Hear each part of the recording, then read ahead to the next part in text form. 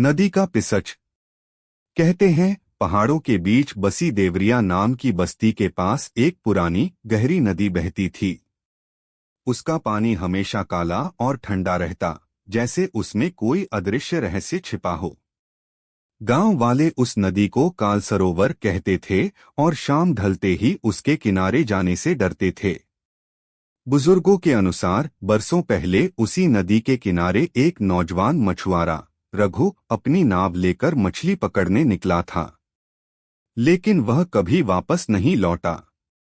लोगों ने खोजा तो बस उसकी नाव उल्टी पड़ी मिली और पानी में लाल रंग का धब्बा तैर रहा था।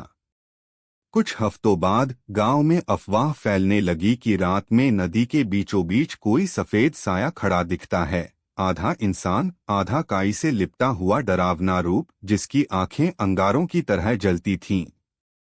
जो भी नाव लेकर उस साये के पास गया वो अगली सुबह तक गायब हो गया। गांव के पुजारी ने बताया कि वो पुशाच रघु की आत्मा है, जिसे नदी के जल देवता ने बलि के रूप में पकड़ लिया था।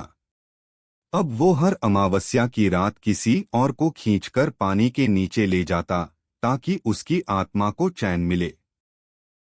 एक बार एक युवक वीरन ने हिम्मत दिखाते हुए रात में नदी में दिया जलाकर नाव उतारी।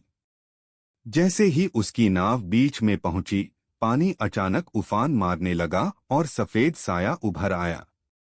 उसकी आंखें खून की तरह लाल, चेहरे पर जलकाई चिपकी हुई। उसने ठंडी गहरी आवाज में कहा, मुझे मुक्त कर, या तेरी सांसें यहीं थम जाएंगी। अगली सुबह नदी किनारे सिर्फ वीरन की टूटी हुई लालटेन मिली और पानी में एक नया लाल धब्बा तैर रहा था। तब से आज तक गांव में कोई भी रात के समय काल सरोवर के पास नहीं जाता।